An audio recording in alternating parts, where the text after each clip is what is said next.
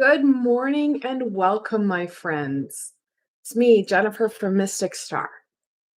I am so excited about today. Working in channeling. Probably one of the most common things I get asked is, okay, how do you channel? And I don't think I'm doing it right. When I started my 101 sessions back in January with the Tarot 101, I was really excited just to share my love and passion for the cards. And things have kind of really cascaded as people are like, that's great. I understand how to play with my cards now. I know how to work with them, but I have more questions. And that's what I want to really start to work on is those more questions because you need a safe place to start to gain information because there's lots of conflicting information out there. Now, if anybody's ever taken one of my classes, they know that I am big on telling people, ask questions, um, challenge me, challenge where is that information coming from? And more importantly, challenge yourself.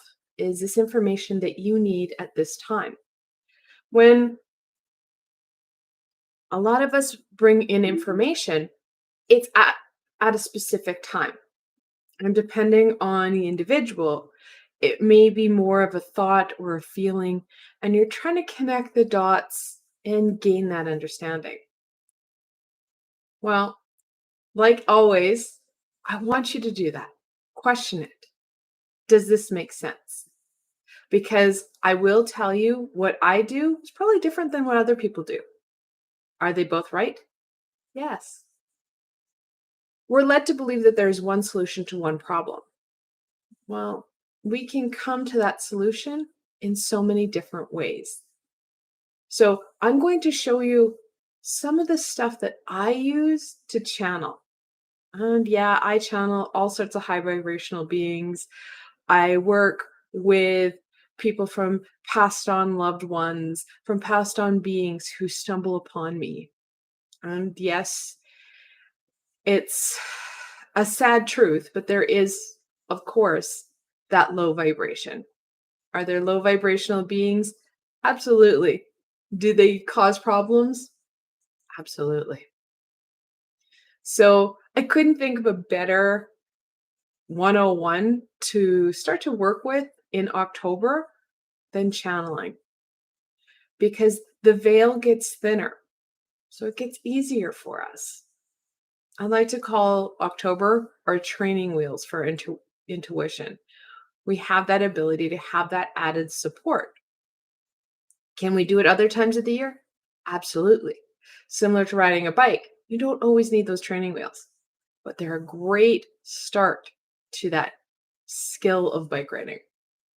So today I am going to go through some channeling, activities that I do, some kind of do's and don'ts, and high recommendations for you. Okay. Is it the end all be all? Absolutely not. Will it work for you? If you start to work with your clairs, and I'll get into that, and you start to work with your high vibrational support team, things will work for you. Don't expect to get a full one-on-one conversation the first time. You're putting yourself up to too much expectation there. But the bar is way too high. Let's start working together to strengthen those clairs. Okay? So I've said clairs now, I think 2 or 3 times. Clairs are our senses kind of kicked up a notch. They're clear something. Most of us know clairvoyance, so seeing clearly with our third eye. Now, clairvoyance is one of the ones that we shut down, and it's always due to fear, or at least the majority of us have shut down. If you were born prior to 1990 and even in the 90s, lots of us had to shut down due to fear, whether it be something that confronted us in the astral realm, on the other side, or due to prosecution. Fear of if we kept doing this, how our family and friends would respond. So, what we want most is one of the hardest clairs to connect in with. So, if we can't see, what do? We hear. Clairaudience, to clearly hear. Again, same thing. We were taught if you're hearing extra stuff, that's not right. And sometimes people heard things that were just terrifying. So, like our site, we shut these down. No, don't worry, we have more. There are a number of them. Now, some of them are more commonly used than others. So, for example, you have your clairaudience, or sorry, I just said that one. I'm still working on my first cup of tea, but you have your clairaudience, which is clear knowing. So, knowing stuff, just randomly knowing stuff. And it's when that idea or that solution comes right into your brain. Now, that's one of them. Another one is what's called clear feeling, which is clairsentience. So you get those feelings, those tingles. Those two are common ones that we use to help guide us. Problem is, we also have a tendency as humans to minimize them.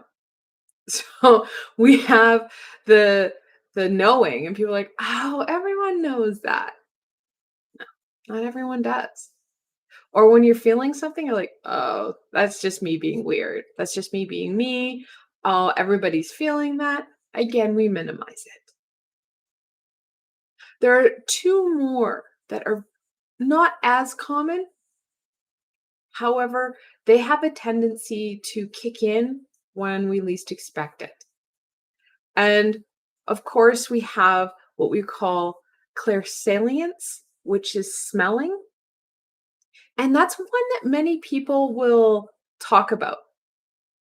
You know, I was really feeling sad and I smelt my grandma's baking, or I smelt my grandma's perfume or my mom's perfume. I smelt the weird scent of my grandpa's cigars. That's clear smelling. You're smelling common factors that you would normally associate with that person. And then this one's a little bit weirder. It's called clairgustance, and that's clear tasting. So people tasting coffee or their grandma's baking, stuff that they would do with that passed on loved one. So when we start to connect in with the other side and we start to do what's called channeling. So we're channeling energy, because that's what it is, and we're gaining insight and information, we're using our clairs. So that's the breakdown of channeling. Okay. Now, like I said, the sight and the hearing are two that you've probably shut down, as 95% of us did, due to fear. So that fear is going to be a bit of a challenge, not an impossibility, but a challenge that you're going to have to work through. Trust your other clairs first, and then you're going to be able to strengthen the ones that may need some extra love. Now, I should bring out another one and talk about what's called and I never say this right, clair tangency. It's psychometry, where you touch something and you get the insight. People will, and that's common if you're in kind of a very paranormal area. You touch something and you get insights, you get those ahas. Again, something else that we can use is that clear touch. You want to be mindful of what you're touching and who it is you're channeling. Because a lot of times when you're touching something, not only is the individual that whose it was, you may be touching into them, but the individual who harvested the metal or wood, who created it, who mended it, who sold it. So you do want to be a little bit careful. Now, this leads me into another section, protection. I know, sucks, right? Um, you want to be careful on what you're channeling. Those horror movies, not too far off sometimes. We can stumble into stuff that isn't good for us. Is it to the extent of the horror movies? No. But it can feel pretty scary and you can be in that vulnerable space no one likes to be on. So, making sure that you take care of yourself as you're partaking in this. So, my biggest, biggest recommendation anytime you channel anything, always have Archangel Michael with you. Really easy to bring him in because you can say, "Hey, Archangel Michael, can you please join me?" And boom, guess what? There he is. This is why they are here. They want to help us. And you're going to have that protection. So no matter what you're channeling, if it's not for your greater good, Archangel Michael will back him down. He's a 7-foot wall of sheer high vibrational energy that should that being not be for your greater good, he'll make sure that they don't show up. Or if they do, it's a quick, ooh, and gone again. It's hard to kind of wrap your head around, but not all passed on loved ones are in a good space. And depending on what you know of that passed on loved one, you may have a fragment of their life. You may know just a little bit of their life. So I'm thinking of a grandparent. Well, you know that grandparent role. You didn't see them in their parenting role or when they were in their youth. They may have done something that they have to kind of not atone to, but come to terms with on their own vibration. The universe isn't judging them. It's something that we have to, as a being, come to terms with. So they may be struggling with that. And I've been approached by other people to say, I really feel like my dad is trying to contact me, or my grandpa, or, somebody is really trying to contact me. And when I look into it, it's an abuser trying to continue that reign. Because again, free will travels with us. They're choosing not to go to the other side.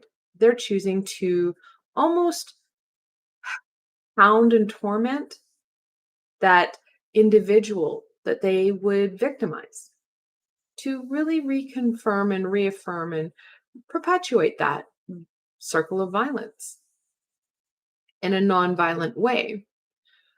But it's that control. So really be mindful of who you're channeling and what you're trying to bring in. Okay, because not everybody is going to be for our greater good. I always ask Michael when I'm starting to channel, can you make sure whomever's coming in is for the greater good of myself and whomever's with me? And as you're starting out, just start for yourself, for myself, so that I can work on my skill. Being really clear with you, being really clear with them, and then you can invite that individual in. Now, things you need to know. Not all passed on loved ones or high vibrational beings are omnipresent. Archangels are but a few. So if you're calling in grandma and grandma's busy with someone else, grandma can't respond. So then our ego says, oh, well, see, you didn't do it. I always recommend that people start off by working with their high vibrational support team. Beings that are more likely to be centered in on you and would come in on the flash for you. So your guides, your guardian angel, high vibrational beings that you're connected in with. So if you know that when you were a kid, you used to play in the field with fairies, you can call in and you don't have to be specific. You can say, you know what, I really want to channel some fairies. Can a fairy come? When you're asking for something that general, you're more likely to get what you want. And even when you're channeling those high vibrational beings, I still have Archangel Michael with me. That way I am certain that whomever I'm channeling is there for my greater good and not up to some mischief. Fairies do like to get into some mischief. And that it's stuff that I need to know. And this is probably one of the most important pieces, guys. You're in control of this. Should it get not fun or you start to get afraid, this is why I always have Archangel Michael with me. I'm shutting this session down. This is not helping me at all.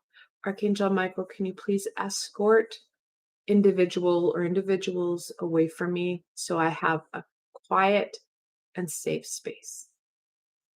That's it. You're in control. You shut it down.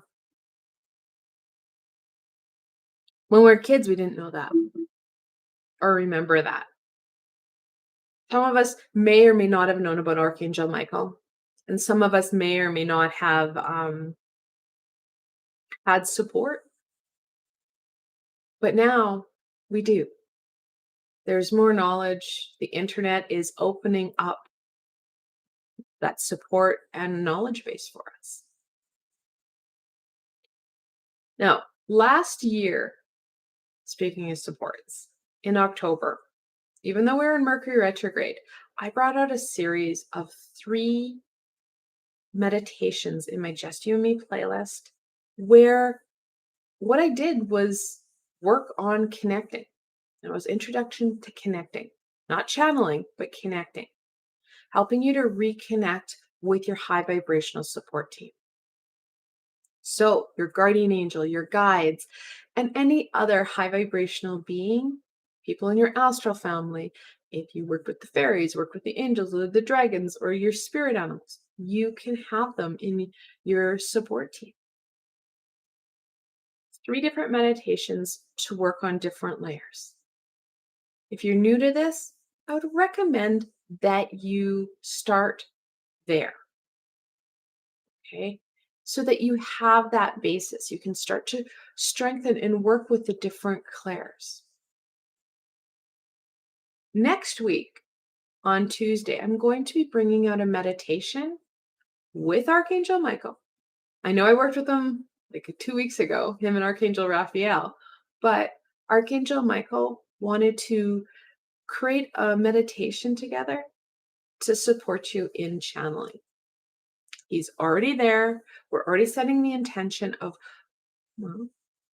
channeling a person or a being, and you can ask them. And I say in the meditation, and I'll say this again, not all beings are omnipresent. Passed on loved ones are not.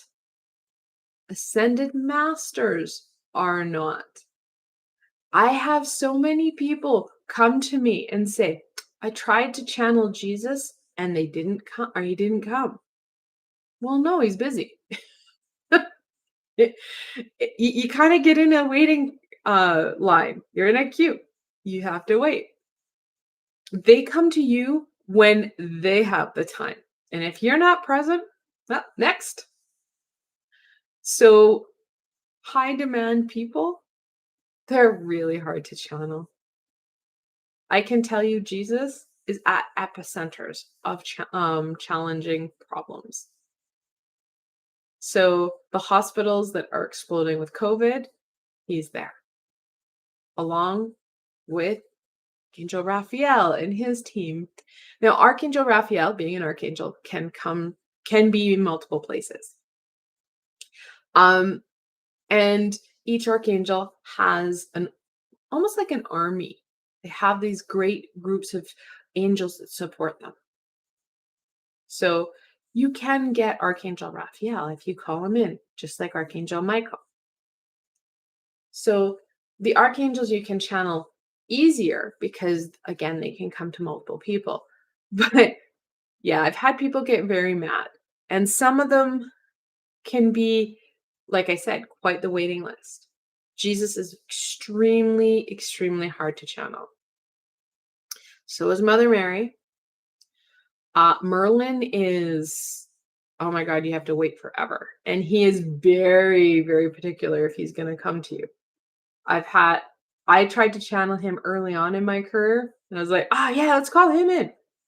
Yeah, he showed up 10 years, guys, 10 years later, and he kind of came in, and I was in the middle of uh this big event, and I thought it was someone's grandfather just kind of coming in and sit down in my chair, and he's like, "Hi, I'm here." I'm like, "Cool." And he didn't wait long because someone else came in. He goes, "I'll come back. You're not ready." He's one of the ones that you need to be ready with. And then walked away. Was probably almost a year and a half later, he came back. So time is irrelevant on the other side. So please be mindful of that. I That's why I say start with somebody that you know is always around you. And then you can start to, as you start to strengthen and start to work with your clairs and understand how they are for you, then you're going to feel stronger and more able to connect in with some of those passed on loved ones. And like I said, when I channel, I make sure that I've got that protection in and understand when they say, we're not you can't channel, your grandpa because he was actually not who you thought and may not share information that's high vibrational for you. It it's along the same lines of when we start to realize that our parents can make mistakes, any passed on loved one will. Additionally, and I'm being told Archangel Azrael's with me all of a sudden, and he's like, and there's a waiting period. So, another common thing, I've been contacted by people who want to channel their recently passed on loved one.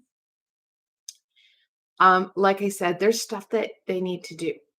When you pass over, Archangel Azrael sits with you and reviews your life with you.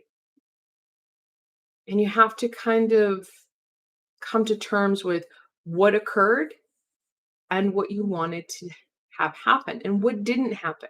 Because there's always stuff that didn't happen. Or you may have made a choice that wasn't necessarily something that you wanted and ended your life early. Due to free will, sometimes we can do that.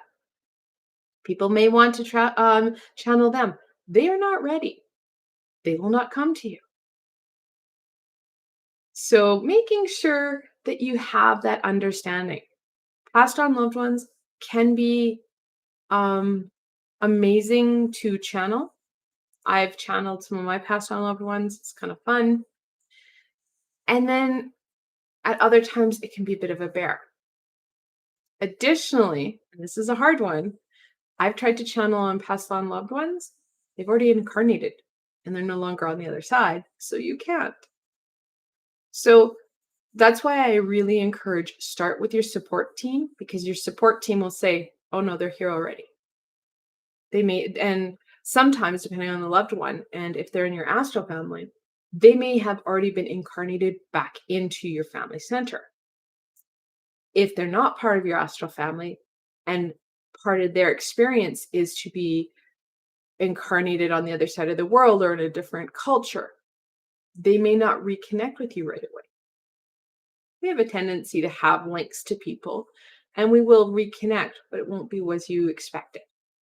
So, bearing that in mind as well, because what do? We internalize it. When we can't channel grandpa and grandpa did not come, it never comes to mind that, oh, he may, have only passed away a couple months ago and he may not be ready.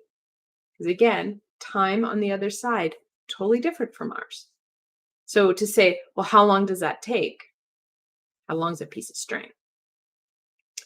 Or grandpa may have passed on a couple of years ago. And well, grandpa's already over here on the other side, on this side again. So those are things we need to, take into mind.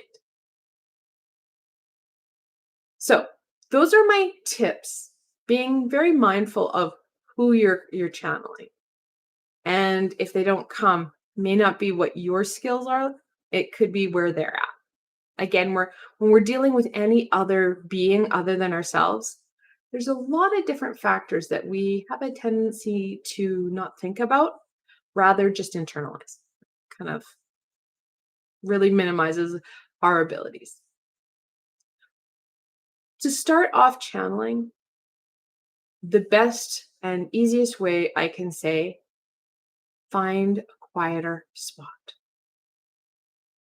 Okay? You want to be able to calm your mind.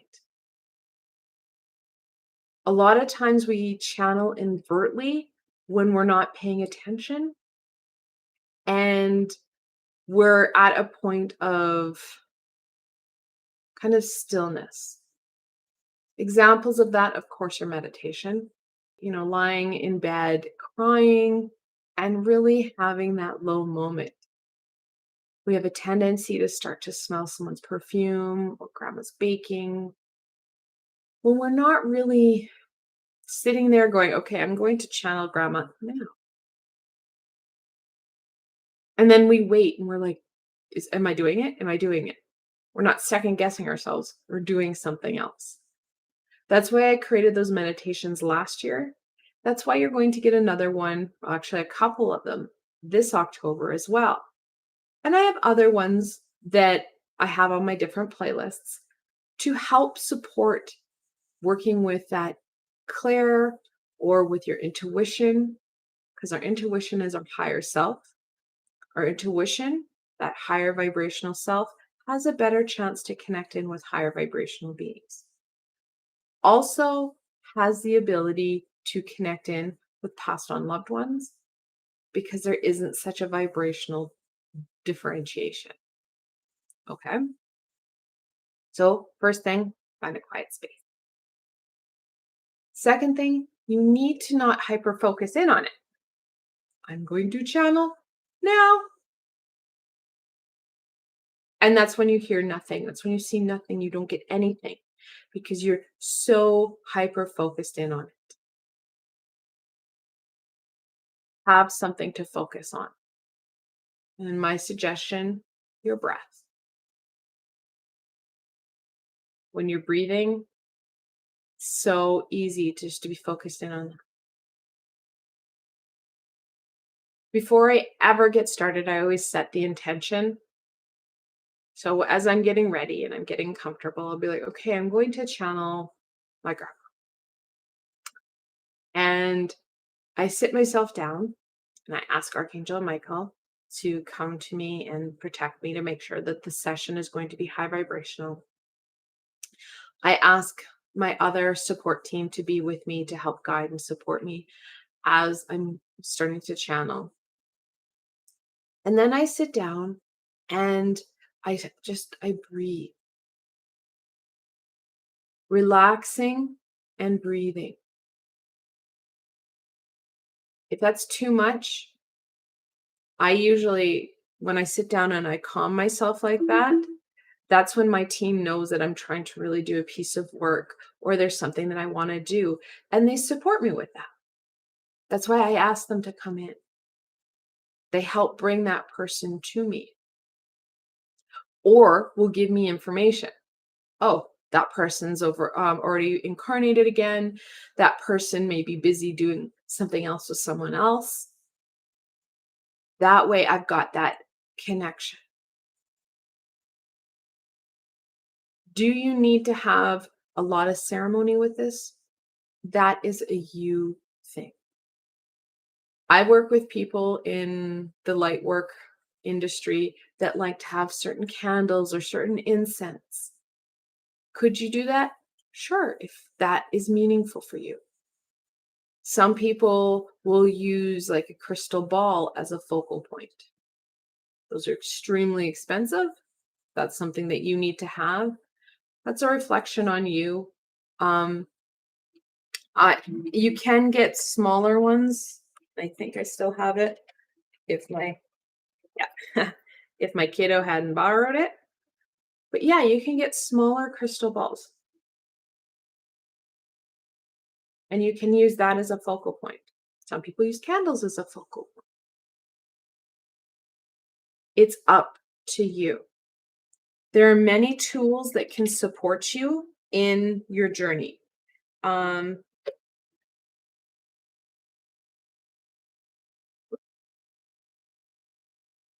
so pendulum, mine happens to have the chakra beads with it. You can use that to confirm. If none of your clairs are working and you feel like you are really struggling, you can use a pendulum to just double check. Is grandma with me right now? Online, you can print off different points that the pendulum can swing at to help answer questions. That I would prefer over Ouija board. I don't encourage Ouija boards because Ouija boards are more associated with the low vibration than the high vibration. Pendulums you can get quite easily. They're fairly cheap and cheerful at most occult stores or metaphysical stores, but you don't need it. It's not, there's no must tool other than yourself. And of course, your voice, asking for that help. Without protection, you are putting yourself into some danger of being really influenced by some low vibrational energies and entities that would feed off of situations like that. That's why I always have Archangel Michael. In the beginning, before I started working with the angels, I would make sure that I had a very well saged room. You can put in protective barriers, energetical barriers around you. I find Archangel Michael's just, he's so reliable and he's always there. So for me, he's a must go to guy. So it's really up to you on what pageantry and what ritual you want. As you go forward, you're going to find that as your clairs get stronger, you channel on the fly. So similar to what I was talking about when I was channeling Merlin the first time. He just showed up and sat down. I'm like, oh, hi. And because there was so much going on at this event, I was like, I don't know who you are. I thought you were someone's grandpa. What's going on? And he didn't say anything. He just said, oh, you're not ready yet, and left. I didn't call him in. I didn't ask for him. And that will happen. And that's okay too. Again, you have control of that. If something comes in or is starting to approach you and you can start to feel it. For me, I've got kind of this in your auric field. I can feel them starting to come in that presence of my auric field. And so then I automatically, Archangel Michael, what is approaching me and what do I need to do? Is this being someone that I need to support to go on to the other side? Is this being up to no good? Or is it something that you need to take care of? And he is on it in seconds. If it's a being that needs to be brought in and help to the other side, he will not spook them. He will know. That's when I start to work with them. Or if it's a mess, and this has happened, I've had clients whose one of their guides will come in. And usually I can tell if it's a client I've worked with for a while, but if it's a newer client, it may be one where I'm like, okay, I don't know who you are. Archangel Michael is there. And all I hear is, you need to contact so-and-so. I'm like, okay. So I contact them. Hey, how's it going? Just checking in. That if it's someone who's lost, and this happens a lot when I'm at hospitals, I'm out in the public area, I start to be able to support them to pass over to the other side. And that's a whole other one-on-one session. But again, you have control. You can call an Archangel Michael wherever and whenever you are. You don't necessarily have to use your words auditorily. You can think them and he will still come in. Because it can be a little bit, harsh when you're in the grocery store. Archangel Michael, can you check what's coming up behind me? People will think you've lost your bloody mind. So you can just think it. Archangel Michael, I think there's something coming up behind me. It- And then you can just double check for it. Those are things that you need to know. Biggest piece, you're in control. And yes, you can do this. There is, and I should have said this at the beginning, there is no one individual over another that can channel better. Some of us have a natural gift and didn't shut down as harshly or as fully as what others may have done. With practice, you can do this. And the practice can be easy and fun because you can do a quick meditation. That's why I've created them, to support you in working with your clairs, working with the energies, and starting to connect in and reconnect with your support team. I want to thank you guys so much for joining me. I hope I answered some of your basic questions on Channeling 101. There are, I'm sure, lots that I've missed. I answered as many questions as I could, and I thank all my friends for emailing me and going, what about this? What about this? What about this? I really enjoy being able to answer everyone's question. And I know due to work schedules and time zones, it's almost impossible for me to pick the perfect time for everybody. At any time, if you have a question about something, email it to me. Write it in a message underneath the video. I have lots of ways to contact me, so you can just reach out and ask. If it's something that keeps coming up, don't be surprised if you don't see it in a one-on-one. And if there is something that you really want to learn more about, leave it below. I may not have the information, and that might not be something that I do, but I might know somebody who will. So at least I can direct you to the right person. So I'm going to continue my basis of 101. Will I come back to channeling? Absolutely. Absolutely. Channeling is a fantastic experience on gaining insight and support from the masters, from some supports. I didn't really touch on channeling our astral family, but again, supports that are right there for us.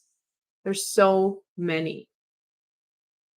So I will each month come out with another 101 session where I sit down with my tea and answer your questions, give you some insight, and then you can take it forward as you need.